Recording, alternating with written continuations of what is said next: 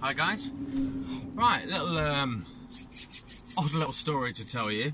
The other day I was going back into Nottingham from, I've been out to Colville, that was it. 26 tonner, I was running back in empty, and I was heading kind of towards West Bridgeford sort of end of Nottingham.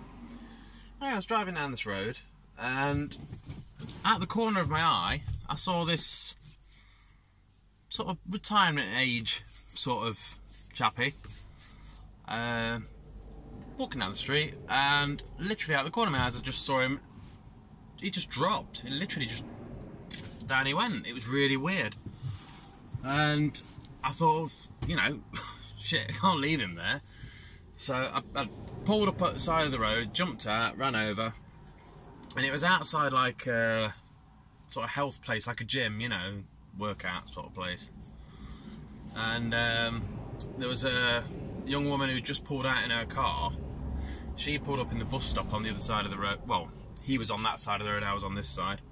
So I'd left the lorry here, she pulled up in the bus stop, and it was just sort of curled up on the floor, and his eyes were just, you know, like massive. So she ran in to get a first aid kit. I ran and got my phone, called for an ambulance. I couldn't get an ounce of sense out of him at all. He couldn't speak, wasn't responding to anything, and so I gave the ambulance, you know, the station as much detail as I could, but obviously we couldn't get anything out of him. So they said they'd dispatch an ambulance. So after about 10 minutes, maybe 15, he started to try and speak, and we got him. He was on his side, so we got him comfortable. Got some cushions under him and whatnot, and he started to speak. So although we couldn't make any sense of what he was saying, was just trying to get a name out of him and that, and you know, he was just mumbling. Right, it was like he was trying to spell something, but it made no sense whatsoever. So after a little bit longer, still waiting for this ambulance, I managed to get his name out of him. I managed to get his sort of date of birth. I think he was about 66 or something.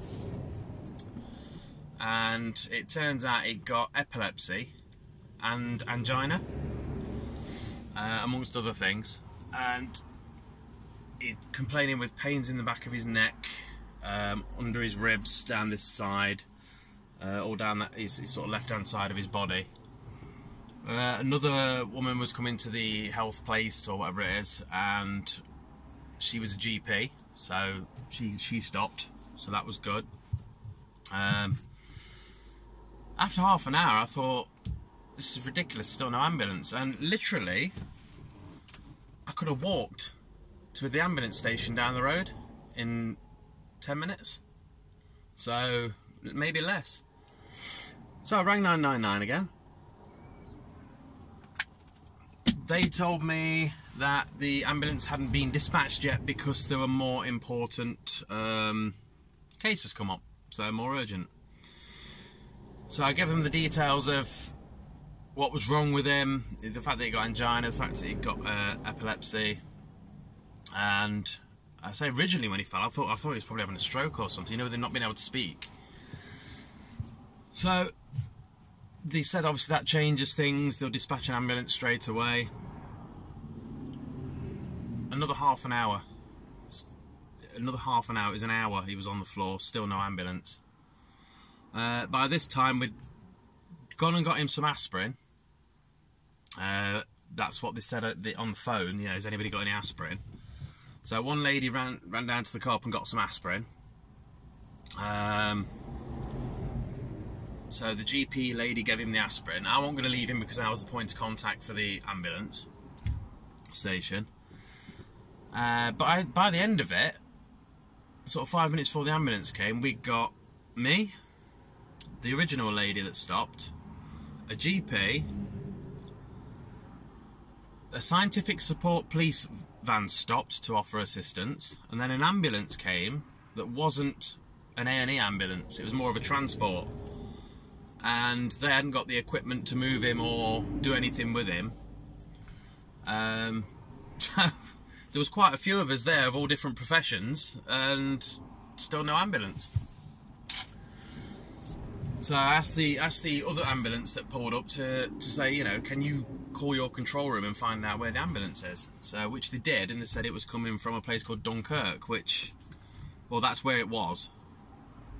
It was at Dunkirk. There's an ambulance station literally just down the road. I mean, unless they're all out, I don't know. But an hour for an ambulance was, I think, quite rough, really. I mean, luckily it was a nice day. So no, a nice day for it. It wasn't raining, it wasn't cold as such, so we managed to keep him comfortable. But yeah, and as the ambulance was coming up the road, there was a double decker coming the other way, and I thought the ambulance might want to pull up, you know, right next to him. So I've got Ivor's clothing on and everything, and I stepped out and put my hand out to stop the double decker, and he slammed his foot down, and he just floored it past me. And I smacked on his door as he went past. Called him an idiot, sort of thing, like you do. But yeah, he just floored it. He thought, I'm not waiting. And anyway, in the end, we decided to direct this ambulance sort of into the car park, and I ran up and moved these cones. But yeah, it was a really weird day. So I spent the best part of an hour either on the phone or sat legs crossed on the pavement, sort of trying to comfort this chap. So that was a really weird day. But a couple of things concerned me about it. I mean, one was I was told by the ambulance thing to give him aspirin and that, and what if he was allergic to it?